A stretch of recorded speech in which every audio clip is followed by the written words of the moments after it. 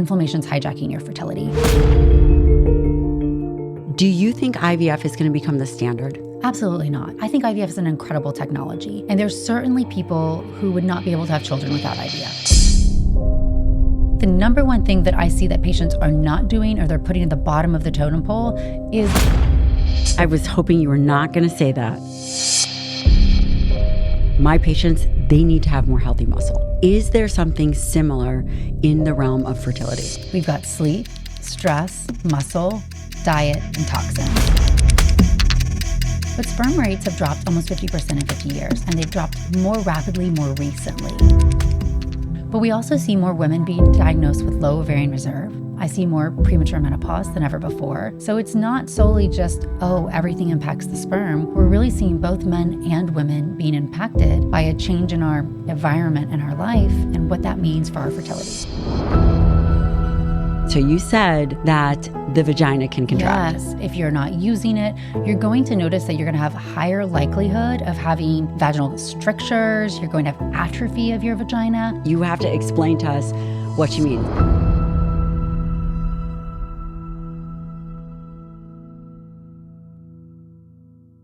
Dr. Natalie Crawford, I have to say, number one, your boots are amazing. Thank you. And number two, I have so many fertility questions for you. And you know why? Why? Because in our practice at Strong Medical, we are seeing more and more young women having fertility problems. Well, we are seeing an increase in infertility, but thank you so much for having me here and that we can hold space for this discussion, which is something that there's a lot of stigma behind as well, because many people don't understand their body, their health, their hormones, and they don't want to talk about their fertility. So by breaking down these discussions, and hopefully we can help educate some people so they can understand what they should be doing or advocate for their health better. Do you think IVF is going to become the standard? Absolutely not. I think IVF is an incredible technology. And there's certainly people who would not be able to have children without IVF. There are some genetic diseases or medical scenarios that we cannot overcome with any other technology. But I do not agree with that narrative that IVF is going to be the way that all humans reproduce in 100 years. But are you seeing it? Because I am seeing it more and more with younger patients. And I'm talking about patients, when I say younger, 30s, early 30s. Yeah, absolutely. We are seeing an increased rate of infertility. So number one, when I first started as a fertility doctor almost 15 years ago, I would say 1 out of 8 couples had infertility. And now that number's 1 out of 6. And in the US, if you're trying to get pregnant for the first time, it's 1 out of 5. 1 out of 5 couples. 1 out of 5. So if you sit here and you say, I want to start a family, 20% chance that you're going to have difficulty doing so. And that's a really large number. Yet I'll admit, I do not think the infertility field has caught up with what we should do, meaning this is a very reactive field. It exists within OBGYN because people had a problem. It's defined by failure, the disease itself, failure to get pregnant after 12 months. Meaning right now, women have to fail before they can see me, get testing, even find out what's going on in their body. And as infertility rates rise, I really think we have to reframe how we look at fertility, how we think about it as a marker of our hormonal health, our longevity, our risk for future disease, and what that means about the life we're leading, but also what we can do more proactively to have an easier chance getting pregnant when we want to. Infertility is defined as the inability to conceive after 12 months. Correct. Are men or women which one is becoming more infertile? Both. We know that 50% of cases have a female factor and 50% a male factor. And of course, there's a large overlap where I see so many couples who there's something going on with both persons. Now, we know that sperm rates have declined immensely. Of course, this is very easy to check compared to some of the female factors, which are harder to ascertain. But sperm rates have dropped almost 50% in 50 years, and they've dropped more rapidly more recently. And this is just such a direct correlation with the lifestyle we lead right now is so vastly different from what it was 50 years ago. The world is more inflammatory, there's more obesity, insulin resistance, environmental chemicals, and we're directly seeing that play out in sperm. But we also see more women be diagnosed with low ovarian reserve. I see more premature menopause than ever before. I see younger patients struggling to get pregnant, having higher rates of miscarriage. So it's not solely just, everything impacts the sperm. We're really seeing both men and women being impacted by a change in our environment and our life and what that means for our fertility. So you've listed a handful of items. Do you think that the number one cause of infertility, is it fair to say that it's obesity? You know what I say it is? I say it's inflammation. Chapter 1 of my book says inflammation's hijacking your fertility. And this to me is many different things, but obesity is largely one of them. But I see a lot of patients who are not obese, but they have high levels of insulin resistance. They are doing behaviors they might think are healthy, but the net sum of all these choices are actually leading them to have a very inflammatory life. And if we think very segmentally, what's the role of an egg? What's the role of a sperm? It is supposed to capture, protect half of your chromosomes. And then a sperm has to be able to swim and fertilize an egg. And the egg has the mitochondria. The mitochondria are going to get passed on to that embryo. So the competency and the metabolic capacity of an egg determines the competency of that embryo, meaning for cells to divide, for organs to form.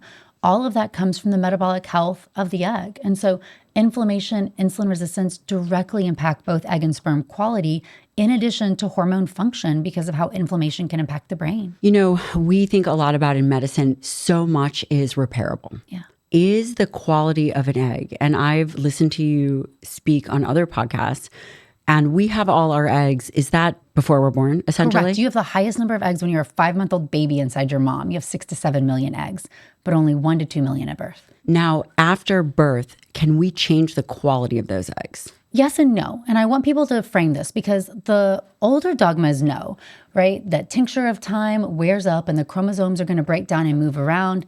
And you'll often hear fertility doctors say age is the number one predictor of success. And yes, there's a huge age component because our eggs are in our body our whole life. Our chromosomes are held in metaphase of meiosis, which means they're all met in the middle in this perfect division. You have these proteins or these meiotic spindles keeping everything in perfect place. And it is true that the longer they are in your body, they are going to start to move around more because we know this, proteins break down, wear and tear of our life. But this metabolic health and this mitochondrial function is something we really need to pay more attention to that not enough people are. A recent study came out, it's getting a lot of press and attention. And what the study showed was that mitochondrial DNA do not accumulate damage and change the same way that our nuclear DNA does. Now, some people are misinterpreting this saying, oh, doctors have been lying to us saying that our eggs don't accumulate DNA damage the same way. So I've been doing a lot of talking online saying, no, your chromosome DNA does actually accumulate wear and tear.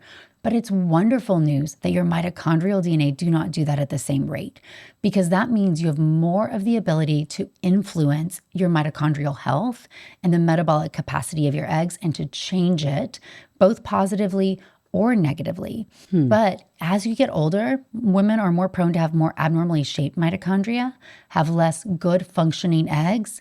And this is why, especially if you have infertility or you're trying to start your family at a later age, you're older, that focusing on lifestyle factors to decrease inflammation and improve your egg quality, I don't really think that's optional. I think that's something we have to be talking about because you can change how your eggs are functioning. Well, first of all, that's good news. What is the number one, if you were to say, okay, this is the biggest factor? So for me, I know that my patients, they need to have more healthy muscle, period, end of story. Is there something similar in the realm of fertility? I wish it was just one thing. To be honest, I always say it's the sum of many things.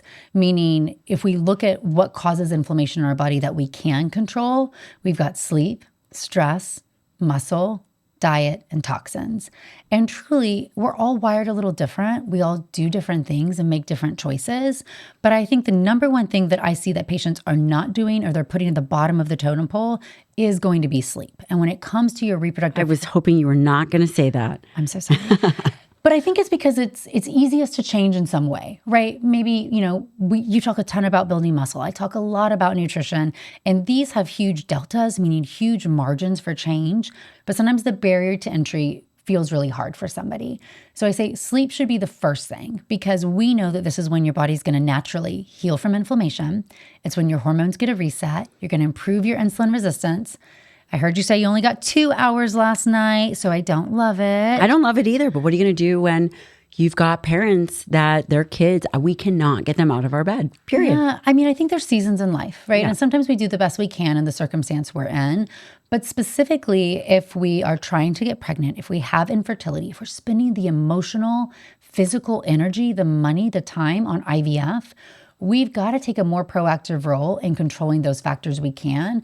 And that might mean changing our sleep environment, making our partner kind of get up and be a greater help at certain times, changing the time we go to bed, changing how cool the room is, dark it is, a sound machine. So it's not perfect. I know you're in a hotel room with little children. I don't recommend. So there's seasons of life, but if we're really trying to optimize hormonal health and decrease inflammation, we have to start to say that the foundation of our day, sleep, stress, and exercise, they matter more than we give them credit to. If you listen every week and feel like we are in this together, which I believe that we are, learning, growing, and building strength, then I've created a way for us to get connected even more closely. It's called Forever Strong Insider, a premium community for listeners who want to go deeper. You'll get ad-free episodes, which I know you'll love, bonus Q&As where your questions shape the conversation, behind the scene moments, because let's face it, I'm hilarious, from my daily life, and written takeaways to keep at your fingertips. But more than that, you'll be supporting the show so that we can keep creating content that matters. If you've ever wanted to feel part of the inner circle, this is your invitation. Join us at foreverstrong.supercast.com or through the link in the show notes. Is that the same for men and women? Absolutely. So sleep matters just as much to men when it comes to sperm quality as sleep matters to, I'm not going to say egg quality, I'll say, shall I say mitochondrial health? Sure. Okay. Do we think that it's the same impact? This is two sides of a coin. So you could say, well, women are born with all the eggs they're ever going to have, so it's even more important that they mitigate these factors they can because you can't control your age. On the other hand, sperm live 90 days. You have a completely new turnover of sperm. They're packaging DNA and creating new sperm. So you can make the biggest change can be in men. And yet I often see a female partner who starts to go to sleep on time. She's eating everything right. She's working out. She's taking the supplements. And yet her partner is doing whatever he wants. And when it comes to sleep, if you sleep in the same bed with somebody, you've got to make a decision together that you're going to improve sleep. Because if he's coming in a few hours later, if he's watching TV in bed or scrolling his phone, that's going to not be the best environment for you to get the rest you need, nor for him. And he's half the equation. And I like that you said, so women go through 9 months of pregnancy. Yeah. And all he has to do is sleep a little bit better. Yeah. But I actually like that it impacts him, it seems like, more because of the sperm turnover. And that's something simple that anyone and everybody could do. Absolutely. He can make a bigger change faster. It doesn't mean that it's any less important for women, but fertility is a team sport. We've got to stop this mentality that it's a female problem or that only women need to improve it. We really have got to bring both parties into the picture more and approach this together. How much sleep do you recommend? 7 to 9 hours a night. Who has time for that? You can do it, boo. You can do it. All right, 7 to 9 hours. Do you care the time? Circadian rhythm is actually important. I always like to say your body's like a toddler. It really wants to know that you're going to give it what it needs. And so if you can be really predictable and reliable, it will start to depend on you. And that means it'll have better stress response and resilience because it knows you'll give it the sleep. So we know that circadian rhythm studies show less sleep variability the hours you go to bed and you wake up. You're going to have improved hormonal health. And hormonal health, maybe that sounds like a buzzword, but when we think about it, the hypothalamus, part of your brain, is that central command station. It's interpreting signals from all over your body and then sending out hormonal signals to the pituitary gland. And this is going to control ovulation, estrogen production, progesterone production. And if you're not, sleeping enough, you're having interference coming back to that brain, that's going to influence everything else you do. So we really want to be at a place where we're optimizing our hormonal health or how our body functions to the best of our ability. That actually makes a lot of sense. Now, we know that men need to get a certain amount of sleep during certain hours because of increase in testosterone. Mm-hmm. Do women have that same cycle? For example, we want women to sleep from 10 to 2 because we know that that's the time that and I'm just making this up, their estrogen peaks. Do we have kind of the same data? When it's dark outside is when your body's naturally meant to sleep more. And, getting early morning sunlight can be extremely advantageous. But there is truth to the fact that your gonadotropins, which are FSH and LH, these are the hormones directly controlling egg growth and ovulation and progesterone production. They're made from the brain in pulses, but a lot of that strongest signal does come in the early morning hours. So really trying to get into that REM sleep, not waiting and going to bed at midnight, because then you're going to miss that optimal interval of time, which for most women is going to be, before 4 o'clock in the morning. So really trying to get yourself to sleep a little bit earlier, and not just getting in the bed, playing on your phone, but like truly trying to cultivate a good sleep environment is really crucial for how your hormones function. This is your first pillar that you think that it's something that has a huge impact that everybody can do. Agree. Okay. What about this use of, I want to say supplements, and here's why. Very early on in my career, I was, and still am, interested in integrative medicine. Yeah. But you know what it's like starting out as a physician. We get very excited about a lot of things. In the beginning of my career, I was very interested in, again, these younger girls that were having period irregularity. Mm-hmm. And there was a lot of discussion about the use of Chaste tree berry. Right. And we used that early on. And now, 10 years later, I still see people using it, and I don't know where the evidence is. So what I'm getting at is, are there supplements that actually impact hormone regulation and subsequent fertility? Look, there's two different ways to look at this, right? So in the perfect world, you would get all the nutrients you need from your diet, right? And so a lot of supplements that I do recommend are ones that are, micronutrients that maybe you're not getting enough of that can actually support your cellular health. Part of what you're asking, though, is about like herbal supplements. And this is something that's been around well before you and I existed, right? Where people were trying to leverage improving certain problems with certain herbs that have some medicinal properties. And although this might not be wrong, we've got to think about the life stage you're in and what these are doing. So you mentioned Chaste tree berry or Vitex. Chaste tree berry, named Chaste tree because monks used to take it to suppress their sexual desire. So if we want to talk about a hormone that's profoundly impacting how your brain is interpreting and sending out hormonal signals, if you want to get pregnant, does that sound like that's the right thing to be doing? No. It lowers your prolactin levels, it changes your brain's interpretation and how it sends out different hormones, and it can influence progesterone production, which we know for conception, progesterone opens and closes the implantation window. It's hugely important. So this is something that I do not recommend taking if you're trying to get pregnant or you're pregnant. Now, that doesn't mean that it doesn't hold some properties. Certainly in people who might have terrible PMS or period irregularities, they might notice certain benefits or changes to their menstrual cycle if they're using this, but nothing's without a trade-off. So understanding that it's probably influencing endometrial receptivity, it is influencing how your hormones are interpreted and secreted. And if you're wanting to get pregnant, that's not a state we want you to be in. So it's not wrong if you use it and you're loving a benefit from it. But to me, why do you need it in the first place? Yeah. Why are your hormones wrong? It's a Band-Aid, right? We really need to think about what's the underlying mechanism causing the irregular cycle or causing the spotting or whatever problem you might be having. And we really need to get back to that history taking, the diagnostic skills of medicine, and not just slapping any medicine as a Band-Aid, including herbal preparations. Yeah, that makes sense. Early on, roughly about, I would say 10 years ago, we were using it for menstrual irregularities. Mm-hmm. But we spend more time in practice. Yeah. You want to see randomized controlled trials. We want to understand what is the mechanism of action and why is this happening, real root cause medicine. Yes. Because there's the herbal supplementation and then there's medicine. And then we have to ask, what's the difference? Yes, one is perhaps FDA approved and pretty rigorous. And then the other is maybe still having an impact, but it is unregulated. Well, and also, if let's pretend your prolactin is high and you have irregular periods, this is a hormone made from the pituitary gland. Well, what if you have an adenoma that's causing that? And we never get to that root cause because you're using an herb to self-treat instead of actually getting to what's really going on. So I agree completely. And I'm glad to hear you say that. Are there supplements aside from micronutrients that you recommend just in general? Like herbal supplements? Yeah. I don't recommend any herbal preparation if you're trying to get pregnant, largely because they're unregulated, different dosing in each one. And most of them do influence your hormonal system. And we're trying to get your body in hormone balance. And I know hormone balance is a big trigger word, but what is it? Because I think it's a real thing. It means your brain is able to interpret the signals your body is giving you and respond appropriately. So why do I want you to take anything that's going to interfere with that process? I think that's good because people are very confused and we see a lot of hormone support. Mm-hmm. And frankly, it is concerning. Well, let's just think about it, right? Maca is very popular, has a lot of estrogen-like properties.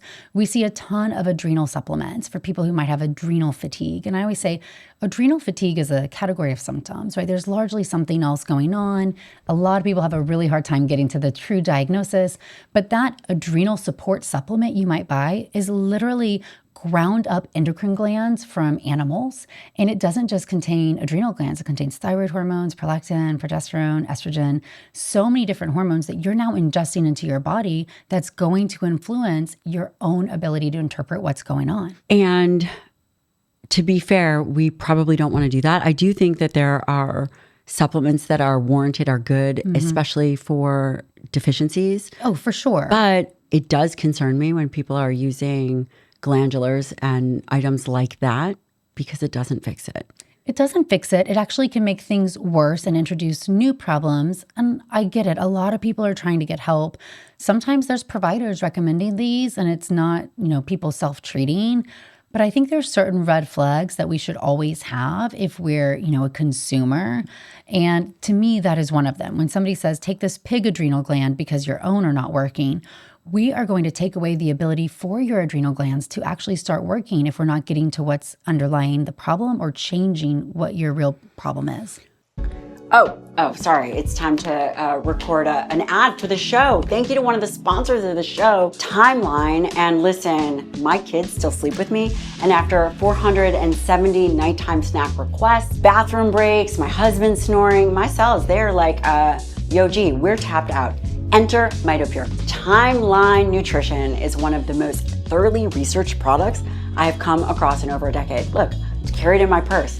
They have peer-reviewed published science, and this is where it gets really interesting. So for those of you who are following the muscle-centric lifestyle, when you increase bioenergetics, you improve muscle function and health. In adults 40 plus, Timeline has been shown to increase muscle strength and endurance and no change in activity. So whether you've been active resistance training your whole life or you're just getting started, or you're not getting a lot of sleep and you've got a million requests, your muscles and your mitochondria need help.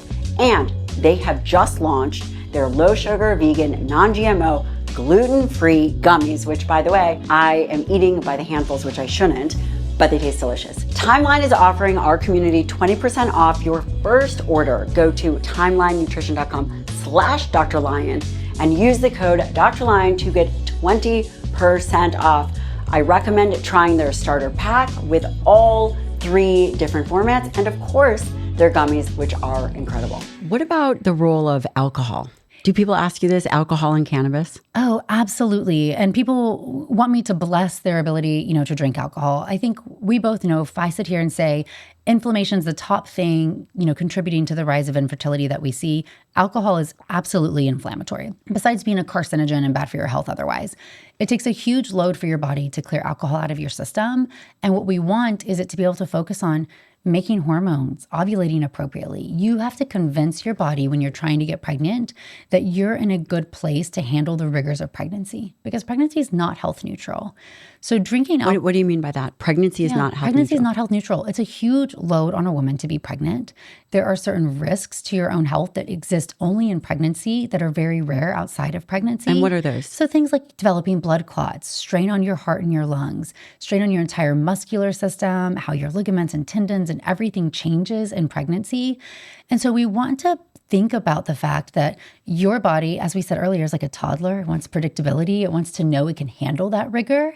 And if you are constantly challenging it by adding additional inflammation, right? There's inflammation in the world every day. The air we breathe, the water we drink, but the stress levels we take on, the foods that we eat, and alcohol is one that is only straining your body with absolutely no benefit to you, in addition to being a poor, stress coping mechanism and straining your body more. Cannabis too, and cannabis more directly has even more literature showing such harm. For men and women? For men and women.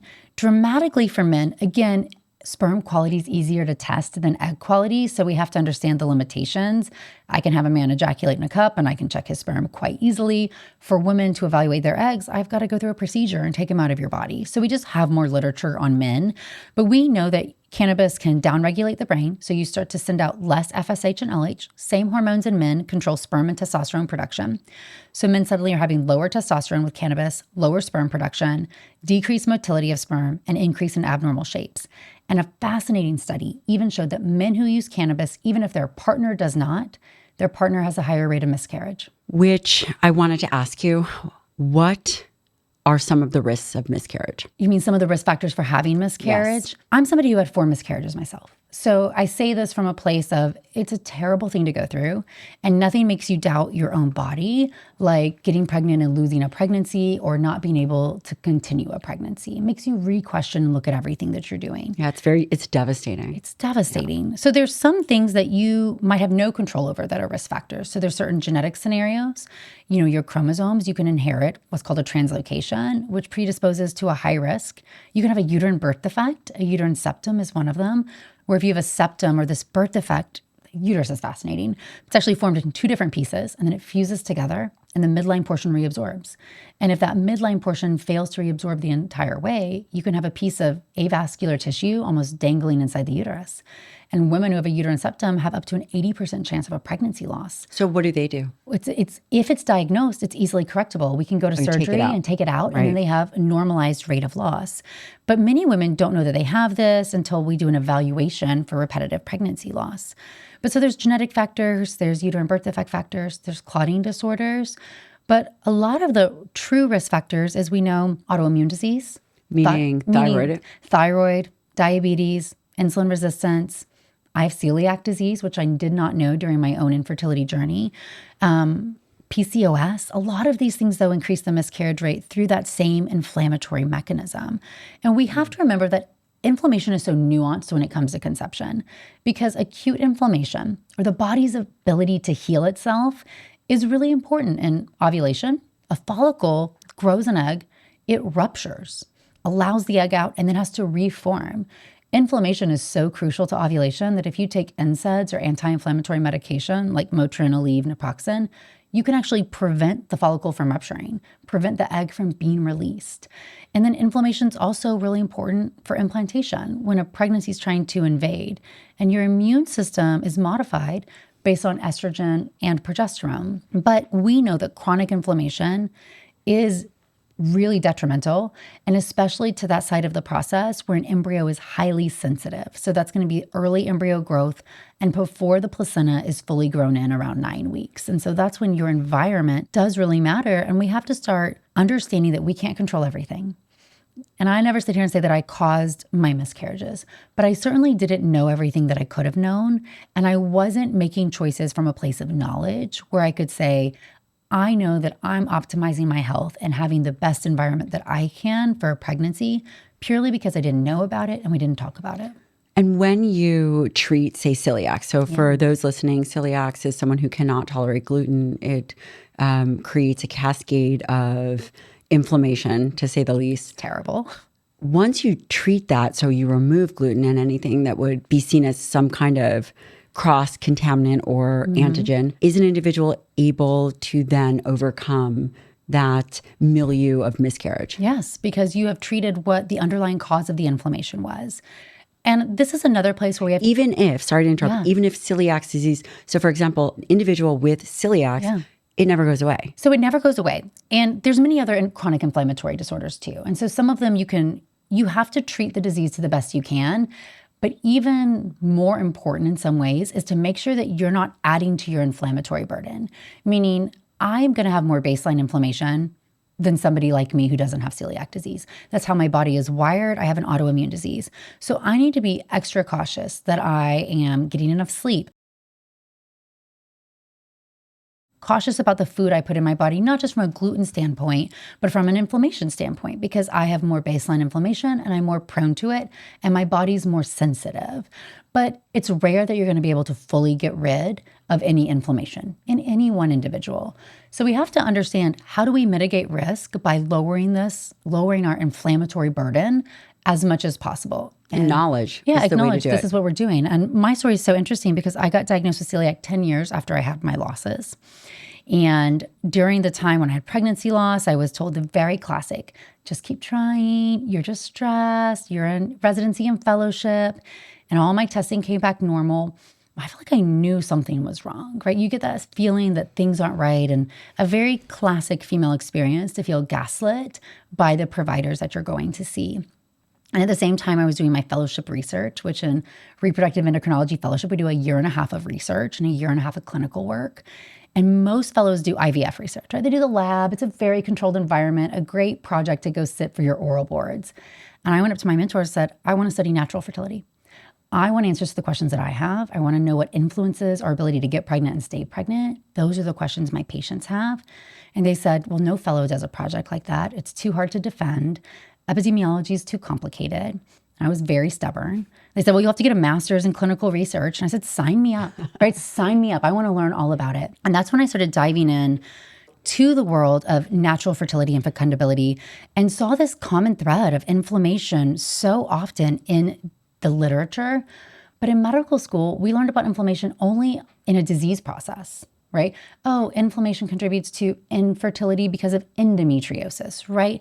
Never as this almost standalone, what is contributing to some of our underlying body function or health optimization.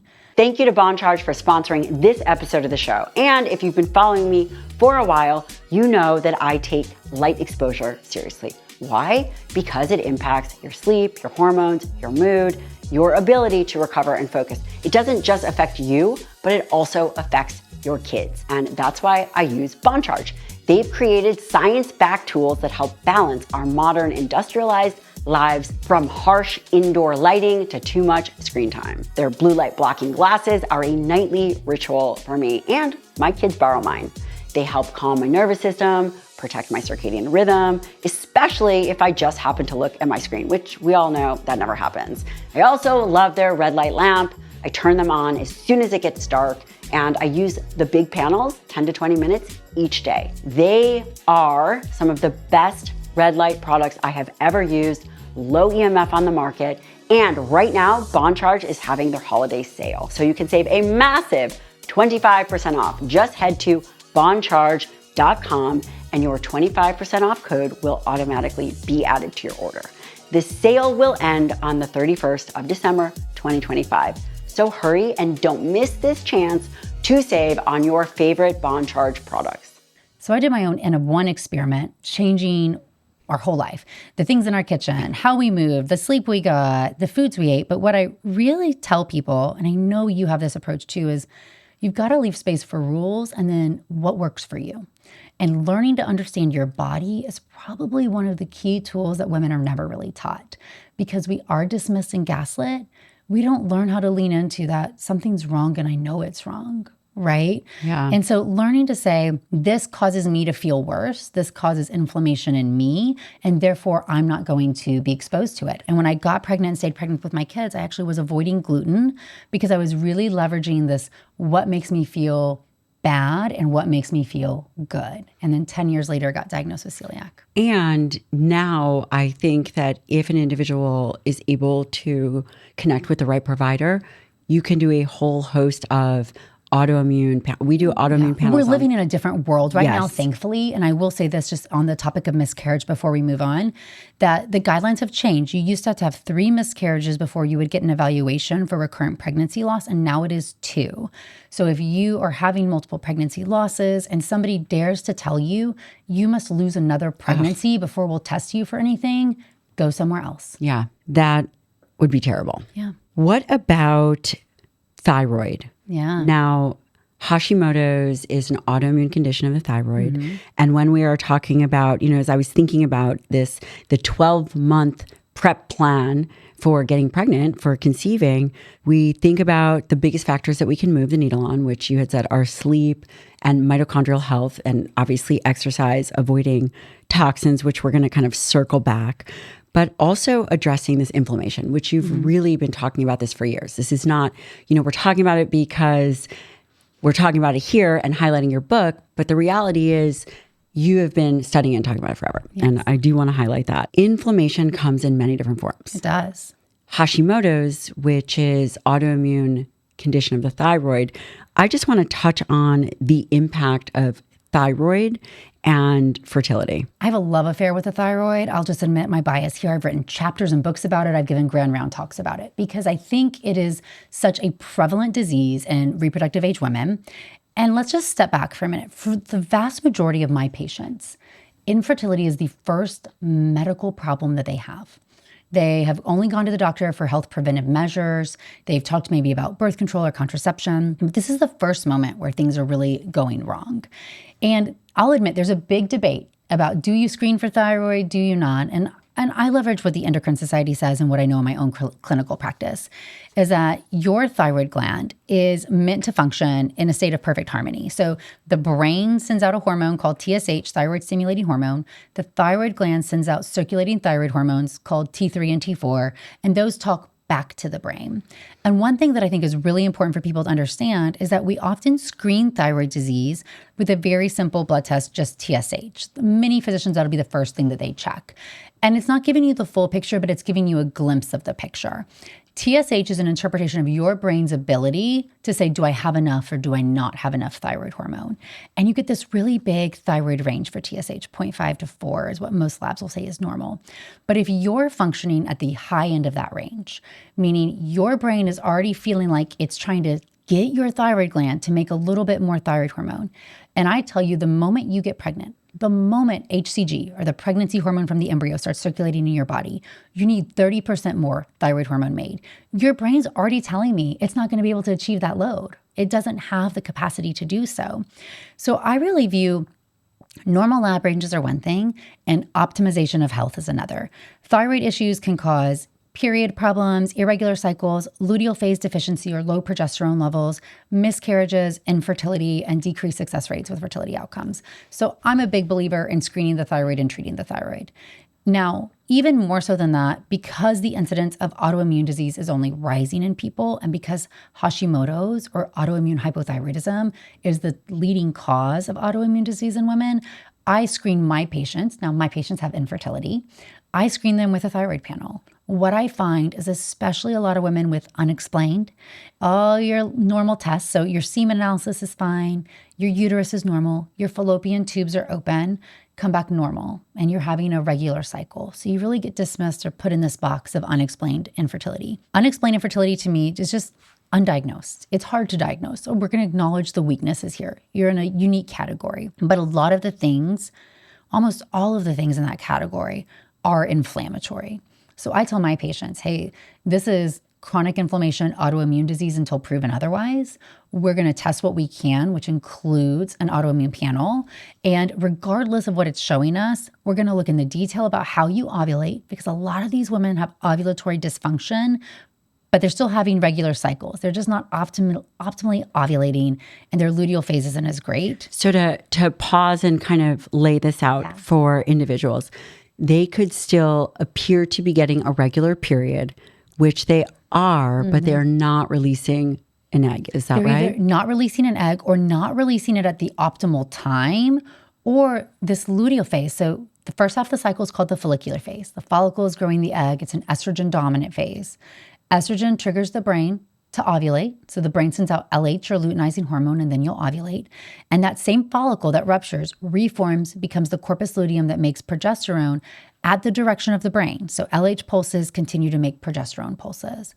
And I think a big failure of my field is people say, Gabrielle, your period's regular. And you'll say, yes. And there's no more questions. That is it. Besides looking at, well, how long is your luteal phase? Where in the cycle are you ovulating? Are you having any spotting or abnormal bleeding in between? Are you having any pain with your periods? So very often, we don't really learn how to track our cycles. We don't learn how to track our ovulation. All the apps that we have are just telling us, they're using a calendar method and nothing about your actual body to determine when you're ovulating. But my nuance here with the thyroid is we'll see subtle changes in your period that if we learn to leverage that period as a vital sign, we can detect these abnormalities. And that can be something we can correct and help you get pregnant. And back to the topic of autoimmune thyroid disease or any autoimmune disease in general. Autoimmune disease means your body is attacking itself in some form or format, right? And those are what antibodies are that we are testing. But a lot of the tests, have to have your antibodies to a certain level to test positive.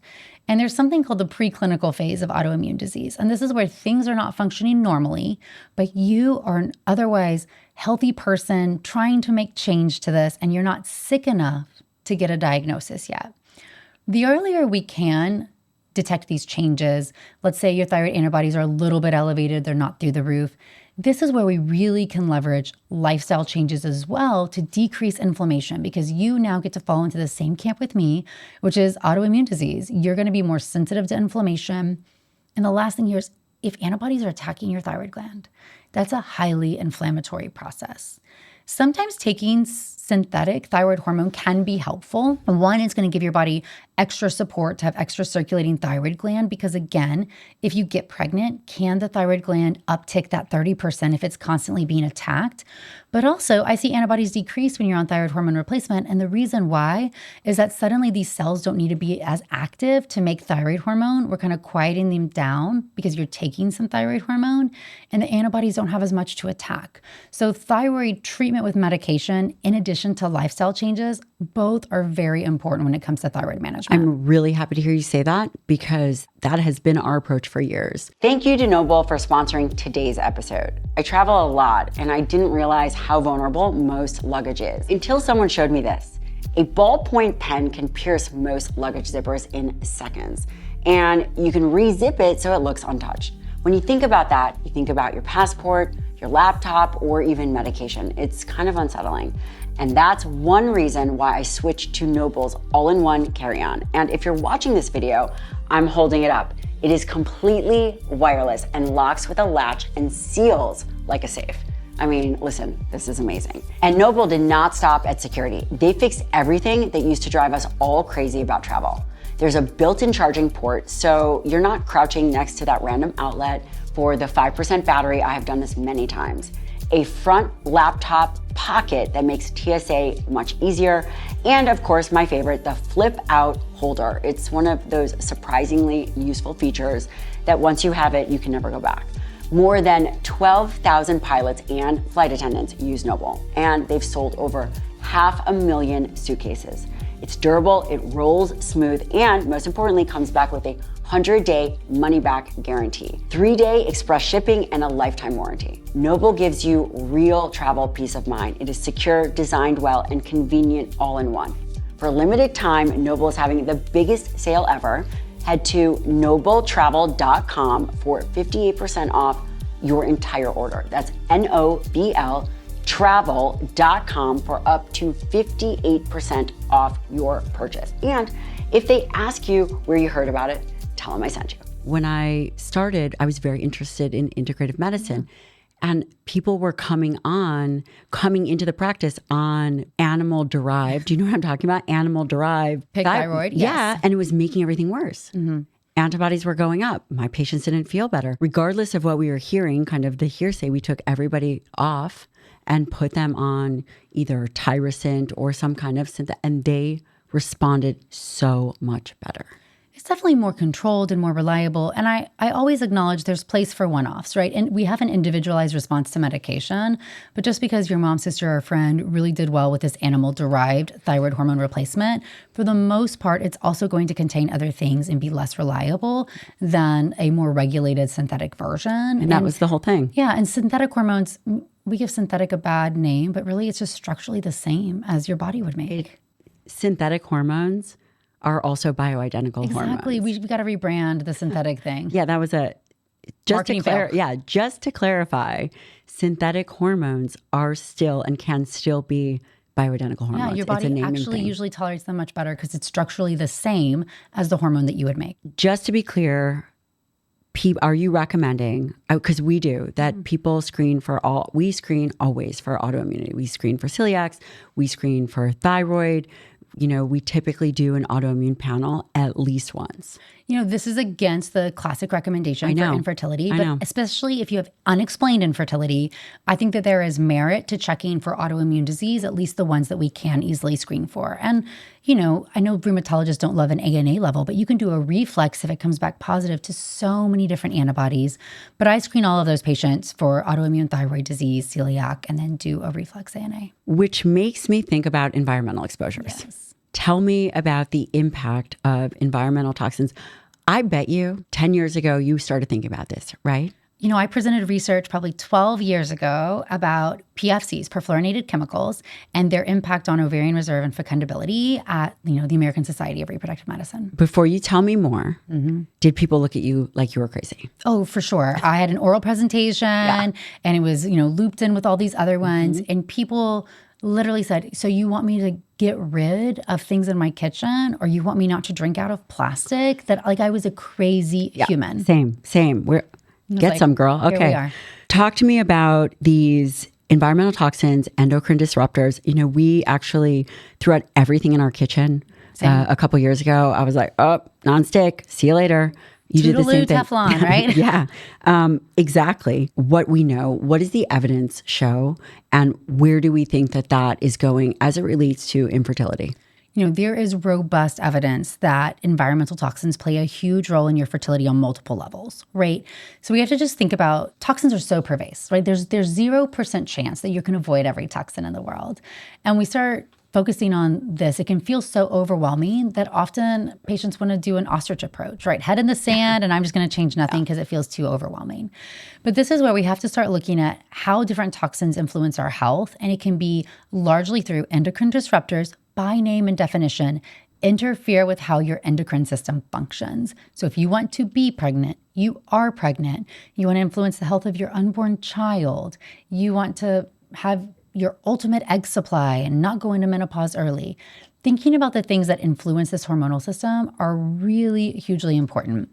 We also have to think that a lot of endocrine disruptors are highly inflammatory to the gut as well, right? So they also can contribute to high levels of inflammation and insulin resistance. So you get this double hit. And what are they? If you were to say, okay, I'm going to go in your house, I'm going to throw out the Teflon, I'm going to throw out your stuff from plastic water bottles. So there's a lot of different ones, and that's what's so complicated, right? So we have, BPA, perfluorinated chemicals, phthalates, and they get these big fancy names and they seem very overwhelming. Here's where I tell people to start.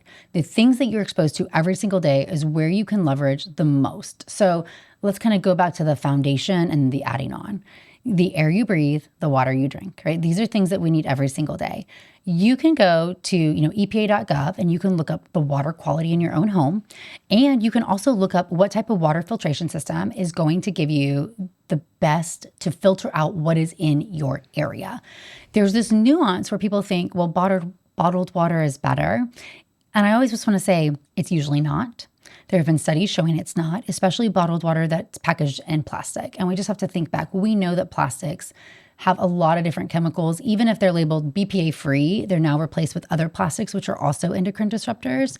And when plastic gets hot, or really anything gets hot, that allows the chemical to leach into your food or your water even more so. Think about a truck full of plastic water bottles being shipped across the country. No, I'm totally with you. Stored in storage buildings. So I always say, let's just start in our home. So how's the air where you live? Do you live in a city? So we always use air filters. Yeah, same. We always use air filters. And air filtration systems. And, there was data presented this year at the American Society of Reproductive Medicine looking at the California wildfires and how it changed air quality and how it changed fertility, egg and sperm quality. Oh, man. Right? So that's, of course, an extreme example, but we can take those examples and studies and leverage it back to say, well, I need to control the environment inside my house, meaning, of course, no smoking cigarettes or cannabis or, anything that's going to damage your own air quality, but also air filtration systems, water filtration, and make sure that you're using something that's going to target what's in your area. That's really good advice. Then I want to look at our kitchen, right? And so looking at our kitchen, the things that you use frequently are going to be most important. So what are you drinking out of? What are you cooking on? And what are you eating from? And so we don't want plastics. We don't want Teflon or nonstick. We really want to be careful, especially about things that are getting heated. So I'll often hear this argument, I take this for work, so it's plastic, and I put it in the microwave. Get something glass. Bro, that was 1980. We don't do that anymore. We have evolved, right? You can easily get really great, glass containers if you do need to be able to heat it up at work or some other environment that are going to keep your food safer because it's not going to be able to leach those toxins in. I want to make sure that I ask this because there's lots of parents.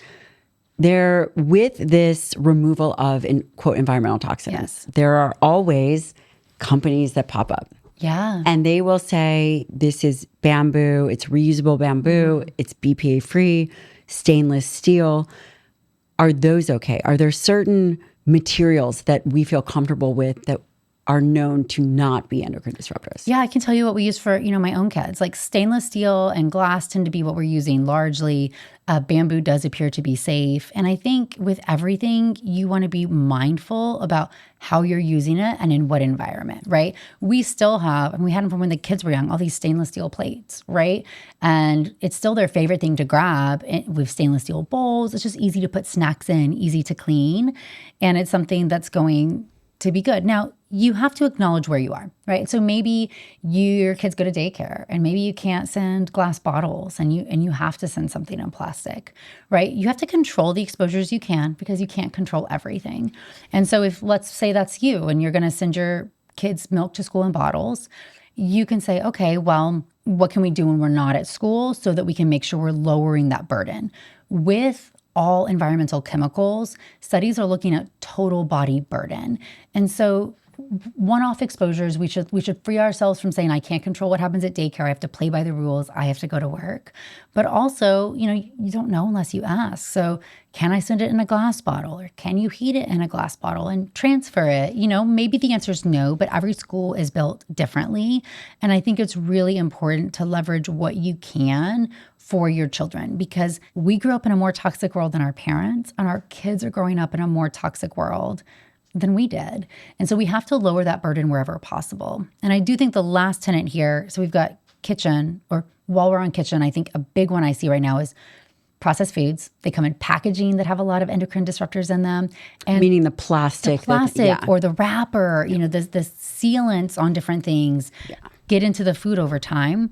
But also takeout. We're living in a world where... darn. I know. Serious? I DoorDash food, right? We're busy. But here's the key, right? They are going to put it in plastic or styrofoam or whatever. They're a restaurant. A lot of places are not putting their food into an hormone-friendly container when it's being picked up by the delivery driver to your house. Does the length of time it sits in it the does. So when you get this, don't ever eat out of that to-go container. Transfer it to, dishes right away. Let's say you're getting food and your kids are busy and you're not eating dinner yet. Put it in glass or some other container and then, store it, heat it on warm in the oven in that. So really modifying when you're getting the food because that's the moment you can, right? So make the difference where you can make the difference. You can't control everything. Yeah, and that's very practical. That is practical advice. I noticed that you didn't talk about makeup or skincare. Oh, yes. That's the next thing that... Because I don't know if I want to hear it. I just want to be happy in my abyss. But look, the things you use every day are the things of biggest potential detriment. And a lot of this does come to us through fragrance. And I love fragrances, but we really have to acknowledge that fragrance can be a huge endocrine disruptor. And through smelling or getting into your skin? Usually through things that you're putting on your skin, like rubbing it on your skin, your shampoo. And so smelling it can be problematic, but things like the laundry detergent you're using, the soap that you're using on your hands, the perfume you're spraying around, the products you use every day are the ones you need to pay most attention to. So if you have a special date night perfume that you love, you're not using that one enough to go obsess over it. You're like, honey, smell it and it's going to stay in the bottle and let's go out. But I think that the things that we are doing over and over again, how we're washing our clothes and then we're wearing those clothes and we're letting that, get into our skin. Your skin is an organ system as well. But it is not the largest organ system. That's the muscle. But it is a highly absorptive one. It is. Right? And we know that. And so we want to just leverage that to our benefit. And so this is a good place where if you run out of shampoo, maybe instead of just reflexively, because we're all creatures of habit, we just buy the same shampoo. Maybe we say, hey, how is this one? And there are different websites that we can, look at to try to determine, is this great? Is this not great? Think Dirty is one, or the Environmental Working Group, and you can search different products and learn about them. And then in the fertility formula, I do have a big chart where you have some ingredients, because they're big names, where you can look at and you can see, okay, this one's harmful and this one is less so that we can make mindful change on those products that we're using every day. And I think it's simple to do that and to begin to switch things over from your kitchen to improving the water quality, to improving the air quality.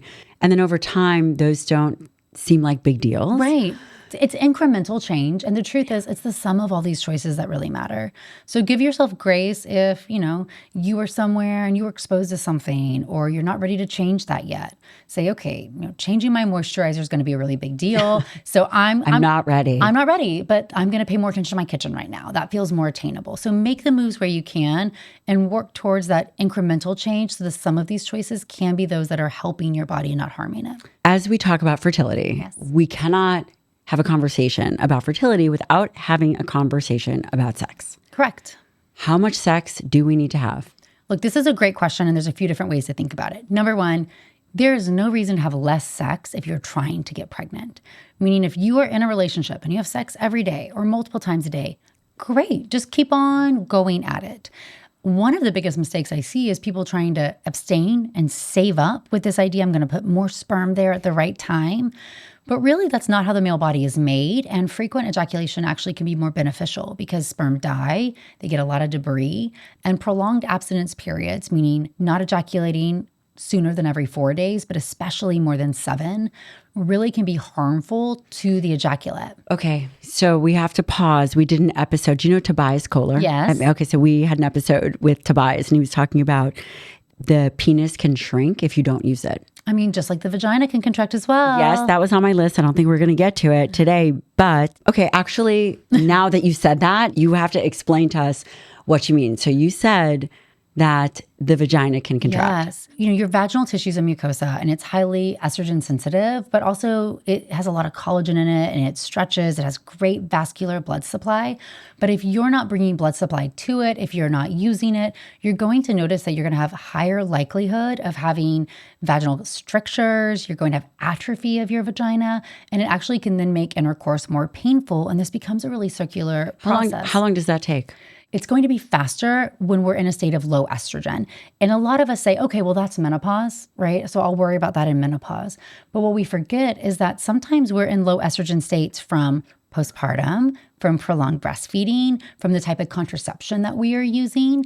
And we actually can see vaginal syndromes of birth control as well, because the estrogen component in birth control is actually different than the estrogen that your ovaries are making. And it can influence how your vagina feels, how it expands, the collagen, the integrity of the vaginal tissue. But having sex can be a great way to counter that, even regardless of your hormone state, because it does keep that blood flow going and it stresses that vaginal tissue to a point that it's good in using that collagen. Tobias Kohler said that 3 months of no sex, just no erection, no sex. Shrinks the penis. Yeah, shrinks the penis, okay?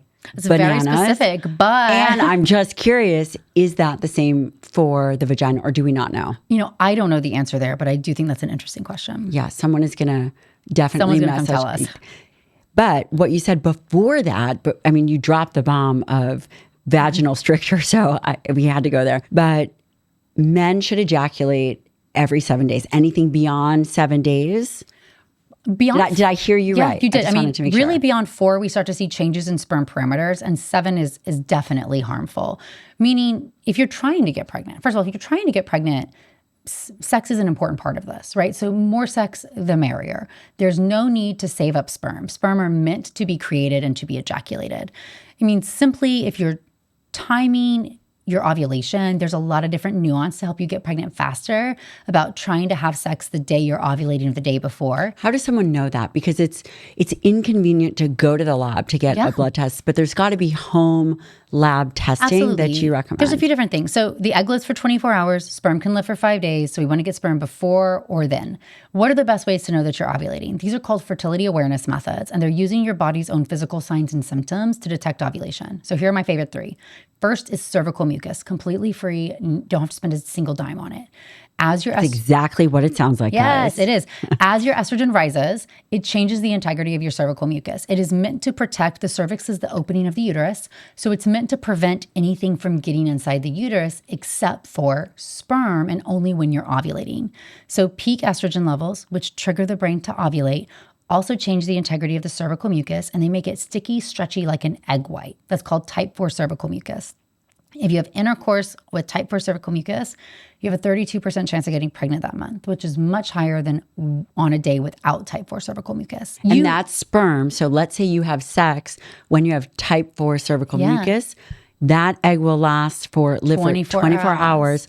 So if you had sex anywhere within that span of, is it safe to say 5 days? 5 days before or the day of ovulation. So we consider the fertile window that 6-day period. Gosh. But cervical mucus, I do want to say this. People kind of get a face when we talk about cervical mucus. You don't have to put any fingers inside or do anything. Hey man, it's going to be a lot worse once you deliver that kid. So get ready for it. But truly, this is supposed to be an external evaluation. So just wipe with toilet paper, see what's there. I always say it's slimy, sticky, stretchy, and you know it when you have it. That's your target time. So type 4 cervical mucus is one way to know that you're ovulating. Second is going to be with ovulation predictor kits or urinary hormone measurements. OPKs are one that are just checking LH, or that luteinizing hormone. Again, the follicular phase is a naturally low LH time. And then when estrogen levels rise, that trigger the brain to release a surge of LH. Now, then on, LH will rise and fall. So we're really just trying to detect that first surge of LH. LH is released from the brain in the early morning hours. You urinate on these strips 1 time per day. I recommend between 10 a.m. to 2 p.m.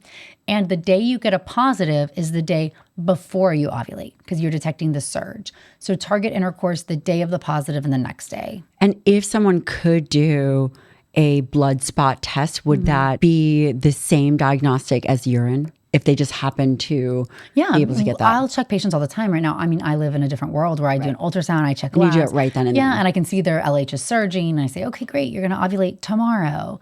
So those urinary-based systems are highly predictive of what serum is going to be. Amazing. And there are fancier ones that are checking FSH, LH, estrogen, progesterone, and that can be really fascinating. It's definitely overkill. I don't want somebody to feel like they have to spend hundreds of dollars on a system to check all of these hormones to get pregnant. Now, I'm a data nerd, so I love such things. We do too. Yeah, but you don't have to, right? So a simple urinary-based LH strip only. As soon as you get a positive, don't waste your money. You don't need to test anymore. You know that that's your ovulation. And then the last thing here is going to be basal body temperature. When your body makes progesterone, so after you ovulate, progesterone, as you know, completely changes your metabolism. And one thing that it does is raises your core body temperature by at least 0.4 degrees Fahrenheit. And so if we are checking and following our temperature, we can confirm when ovulation has happened. And we know now that your temperature actually drops as the follicle ruptures, and then it's going to raise when progesterone is made. So if you're proactively looking, you can detect this shift. At the start of my career, I used to say, do not do this. It causes more stress. I've spent hours of my own life when I was trying with a thermometer and graph paper, and very difficult. But we have to acknowledge this is where technology has improved immensely, because there's wearable methods that work with other apps that can detect your temperature over so many different time points that it's so sensitive, and it's with an algorithm that can be much more predictive. So we've really seen a change where Oura rings, Apple Watches, Whoops, natural cycles. There's so many different options now to proactively use your temperature and leverage that as an opportunity to get pregnant. Well, Dr. Natalie Crawford, I know that you've impacted so many people's fertility journey, and I'm really grateful that you were able to share it with our audience. And it's just been so much fun chatting with you. Thank you. Well, thank you for having me. And I feel like we could talk all day long. Yes, we could. And till next time, thank you so much. Thank you.